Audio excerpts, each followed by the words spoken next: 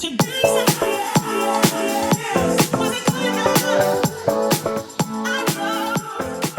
what's up guys? Omar here, broker and CEO of Alden Mortgage and Omar Realty. So I'm going to go ahead and do this little video because this guy right here did not like this guy's video because he said that it's clickbaity and it gives a false perception. And the way that he countered that clickbaitiness is by doing a clickbaity video. Now somebody sent me this video, so I had to go ahead and not only did I have to watch this freaking guy's video, but I had to watch this freaking guy's video. Now I don't know this guy right here, but I do know this guy. I have watched one or two of his videos. You know, why are you picking on the little guy? Leave him alone. I mean, he's big on YouTube. First of all, let me go ahead and get this disclaimer out there. I am incredibly jealous of both of your channels. Both of your channels are amazingly big. You guys have done. I respect the hustle. I respect the grind that you guys have. You guys are consistent. You guys do things. I envy what you guys do as a whole, but that is not going to go ahead and allow me to correct both of you. Now, first of all, I'm going to go ahead and do this kid right here, Graham Stephan. I'm going to go ahead and criticize his video. I watched this kid's video and I actually saw the whole entire thing and realized that this guy said pretty much a bunch of nothing, okay? All he did in his video. Now, the video title itself, okay? It shows a house and it's burning and it says for sale by owner and it's like that. You know, if it's clickbaity and it's doing you and you are doing an amazing job at it, I am clickbaiting people right now by using YouTube as content for my own personal channel.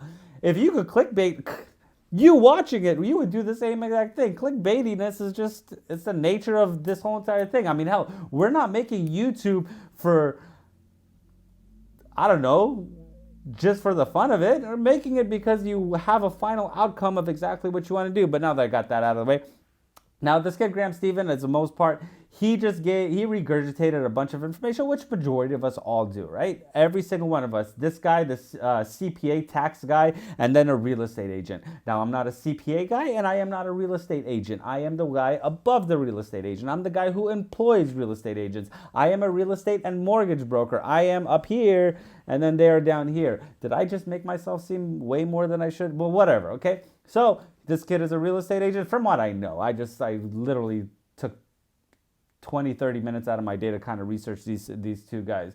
So this tax guy doesn't like the way this real estate agent does his videos. Now, Graham Stephan, his video pretty much said nothing. He regurgitated some information. He gave a few stats, but he didn't say much of anything to where his title of his video implies that there's going to be a 50% decrease in values in homes, okay?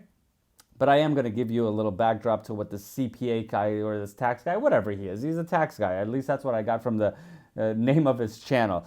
Now, the only thing that I could say on this kid Graham Stephan is he had a question about the foreclosure rates being up 700%. Now, foreclosure rates were not up 700%. That's ridiculous. What I'm assuming that he's talking about from this guy, whatever this guy's name is, that looks like he could possibly be my cousin. Of course, us Middle Eastern guys, we all look the same. We're brown and we got beards, except he doesn't have a beard. But he looks like he could be one of my uncles that is inappropriate at parties. He drinks a little bit too much. We have to pick him up. Looks like a cool guy to me, but whatever.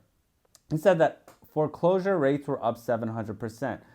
Now, the only thing, to give you an answer, the only thing that I could possibly think that he is referring to is going to be when mortgages were in deferment and forbearance as they were coming out, because forbearance sucked, forbearance was terrible, deferment was not that much better, but you know, forbearance is like if you went into forbearance, you have 1 month, 2 months, 3 months. If you didn't pay your mortgage for those 3 months, then at the end of it, you're going to go ahead when you come out of forbearance, you have to pay the piper. You have to pay the 3 months. Hey, what's going on? Let me go ahead and get that. And then majority of us, we were remodding, we're loan modding, or we're refinancing you out of it. Whatever the case may be, that is the only thing that I could possibly answer in the whole entire thing, because the rest of the video didn't really say much of anything. It didn't go ahead and say that, oh, we're going into, you know, homes are decreasing in value by 50%. At the end of the video, I thought it was actually admirable. He said, you know what, buy what you could afford, buy what you're comfortable with. Now, in the grand scheme of things, the right answer between if there's going to be a real estate crash or a real estate correction, or should I buy now or I should buy later, I could give you my own personal opinion. But at the end of the day, I could only say I don't know if there's going to be a crash, because that's the right answer. We don't know, because real estate has nothing to do with real estate crashing. Mind blown, right? It has nothing to do with real estate crashing. So inventory is low, inventory is high, inventory is this, mortgage rates are this.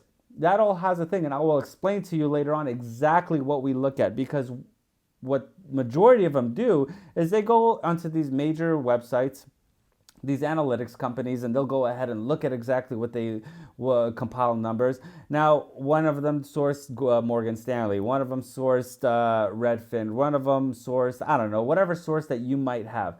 Here's a little backdrop of these companies. Now, Merrill Lynch, Morgan Stanley, Redfin, Zillow, whatever these companies are, right? Zillow, I hate their company, but Redfin, or I don't like any. If it's not my real estate company, if it's not Ome Realty or Alden Mortgage, I could care less about anybody else. But if you own, just to let you know, if you own an investment company and you own a real estate company, are you going to actually tell everybody that real estate is really that bad and then decline the amount of customers that you have, people pulling their money, creating a panic?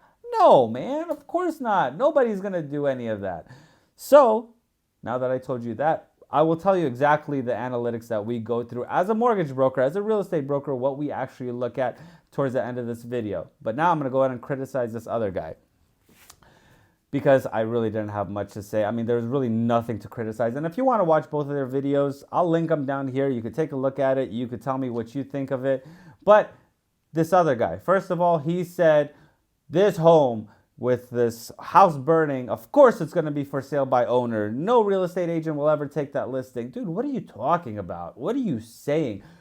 That is the best listing that any one of us could possibly get, because we will go ahead and, for me personally, okay, what I would do, I would go ahead and buy that property as a whole. If it had no insurance claims, like they had no insurance, they were asked out, I will swoop that house up for 60-70% off, because that is worthless property, because then you need somebody with some sort of capital come in. That is what we like to call a fix and flip.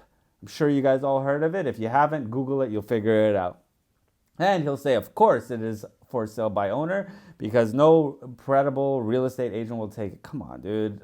Just don't say things like that, okay? Because if you are not in the world of real estate, don't regurgitate information because you all of a sudden, I'm Captain Save-A-Ho, and I want to go ahead and I have a moral dilemma with what these people are saying and this and that. Dude, you do you and let him do him.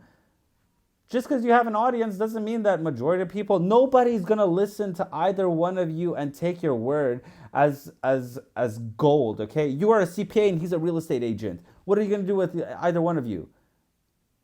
Real estate agent works for a broker. You don't talk to a real estate agent and ask for real estate advice. You go talk to the broker. If I need taxes, I'll go ahead and look at you. If you know what? When this mortgage broker calls you to get me an audited P&L for one of my self-employed clients, that's when I call you, but not about real estate. Then you go ahead and talk about seasonality, which, yes, you are right. Real estate is seasonality, okay? So during the months of, let's say, starting around October, November, December, January, that's when real estate does go down. That is just an obvious, because you have holidays around the corner, and you're spending a lot more money. Saving money is a little bit hard. You open up new lines of credit because you have to go ahead and purchase these goods that these Hallmark holidays tell you to go ahead and do, because you have a family, you have a girlfriend, boyfriend, I don't know, whatever it is that you have or whatever you call yourself. That's when people kind of dwindle down. You do a lot of traveling with family. Yes, it is seasonality. Number two, you said that home prices at the worst dropped 33%. Now, that was back in 2008. Now, I'll make another video because 2008 wasn't the lowest home prices ever went down. Now, foreclosure rates did go up. Foreclosure rates started going up and up and up. Now, here's one thing when it comes to real estate. In the world of real estate, we always lag. everything weighs, like, it takes such a long time for everything to go ahead and click in. For instance, back in 2008, when the crash did happen, home prices didn't dip at the lowest until 2011. We did not hit an equilibrium until 2015. That means that from the net prices of homes that were in 2007, 2008 to where they evened out wasn't until like 2015. So 2007, 2008, where home prices were, they dipped all the way down. And for them to come back, so for instance, homes were selling for 300,000. It took, what is that? 8 years for them to kind of have an equilibrium. So real estate as a whole is such a lagging. If this is going to be a real estate crash, this is not going to be something that's going to be all of a sudden that's what's going to happen and you're going to make a bunch of money. No, that's not going to happen. It's going to be just a slow bleed. Now, he also talks about inventory. Yes, inventory is one driving factor of it. Enough said. Inventory is low, so demand increases. That's with anything. If one guy has 10 apples and he's selling out, and now he only has 1 apple and everybody wants an apple, well, that price of that 1 apple versus him holding 10 apples is going to be greatly increased versus the 10 apples, right? That's just common sense. Then he talks about November to November being 2% over, in home prices. Sure. Then he talks about inflation. Yes, you are absolutely correct. Inflation is kicking all of our ass. Now, let's go ahead and tell you exactly what we look at whenever we're dealing with real estate. Now, all these numbers with inventory and all of that, we don't care about none of that. We could care less about any of that. What we look at in the world of real estate is affordability and debt to income. So what we do is as a whole, now here in the state of California, I could see, now we have an informational system. It has personal information, so I'm not going to show you. And plus, that's my own little secret. I'm going to keep it to me, even though I'm doing much of nothing. But there's an excuse for that too. Yeah, there's an excuse for everything, right? I'm not doing much of anything only because I am trying to get into the appraisal side of things. So I'm kind of, my time is tied into that right now until I could get that all dialed in. And if you want to watch that video, I'll go ahead and link it somewhere up here. So what we do is what we look at is, number one, we go ahead and see what people can afford. Number two is we're going to be your debt to income, which they go hand in hand. So what we do is we have information that is based upon a national or a state average. You could do nationally too, but we'll go to the state of California. Now what we do is we go ahead and see per county what the median home price is. Now, the median home price as a whole is roughly about $900,000 to $1 million. So that kind of eliminates a lot of people out, right, based on their income. After we do that, then we go ahead and look at majority of people's debt to income on average. We have TransUnion that we deal with. We have other Equifax that we deal with. We have other debt analytics companies that we deal with that compile this information to let us know exactly who is able to afford X amount of dollars, how much debt to income that they have, because then we know exactly who to go ahead and target as a customer base. That's what we look at. Isn't that so simple? Then we go to the inventory and then we make our phone calls. And then, of course, I am one of those really, really hated mortgage brokers because I do something that's called trigger leads. Trigger leads is like, if you ever I'll do another video on trigger leads and tell you on that. So the gist of all of this is no, we do not know if this is going to be a crash. Now, even though you said that this is not going to be a crash, this is my predictions, you just gave your own prediction.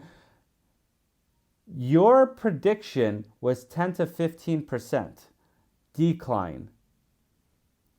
10 to 15% decline in home prices, just to give you an idea, just to let you know, is a crash. Anything under 10% is a correction. Anything over 10% is going to be a crash in a 52-week time frame, which is like, one fiscal year. So that's to give you a gist of both of these guys. This Graham Stephan guy, whatever. He didn't really say much of anything. He just regurgitated some information out. This other guy, he talked about seasonality and all that, which you're right on some of these things. But as a whole, the base answer that you need to have, first of all, you're wrong on the correction versus the crash. Is going to be a crash. Will it be at 50%? No, it's probably not going to be at 50%. That's a bit drastic. Is that home that's on fire more than 50%? Hell yeah, that is. 50% is going to be an amazing, amazing deal. Do we get homes like that all the time? Yeah. Do we take listings like that all the time? Hell yeah, we do. All the time. Is inventory a driving force? It is. Now, here is another big little caveat to all of this, okay? Now, majority of the business that we've had previously are in REITs, real estate investment trust. Hedge funds have thrown their hat into the game. Now, this is what we're actually really looking closely at and seeing exactly if we're going to go and dump a lot of REITs and hedge funds and these investment trust companies. They have purchased a lot of real estate.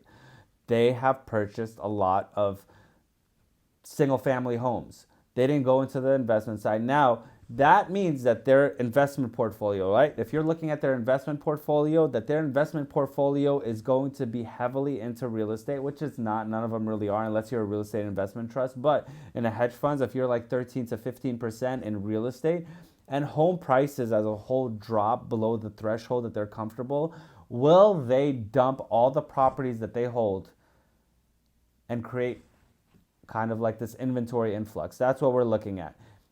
Now, what will cause a real estate crash? Real estate crashes have nothing to do with real estate.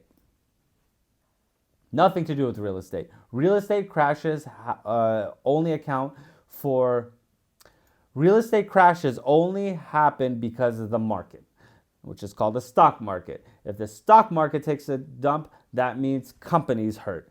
That means that in companies hurt, that means unemployment increases. When unemployment increases, that means people have difficulty paying their mortgages. So it's not about the bad loans, because in 2008 and 2007, we could have gotten out of it, because what did we do right after 2008 crash? We started doing something that was called a loan modification. Loan modification, we went from there, yada, yada, yada. We could have saved all of this. We didn't have to do all that. You're like, oh, you're writing bad loans. Yeah, I wrote bad loans, but that's only because they let me write bad loans. If somebody was willing to buy it and somebody was willing to go ahead and take it, I could say, hey, don't do it. Please don't do it. For the love of God, don't do it. But you still want to do it. And I'm going to be the middle guy to go ahead and make that happen. Of course I'm going to do it. But there you go. That guy fought this guy. He doesn't like this guy's thumbnail, but he didn't. I'm assuming he didn't watch his video, because it was actually not that bad. He didn't really say anything. It was just the title of the video he didn't like. But thank you for letting me use you as my own clickbait. So if you like the content, like, subscribe, comment, all that other stuff. If you did want any real estate assistance, 50% commission rebate, 0% listing on selling your current home, or any mortgage assistance, link in the description below. Till next video, guys. Peace.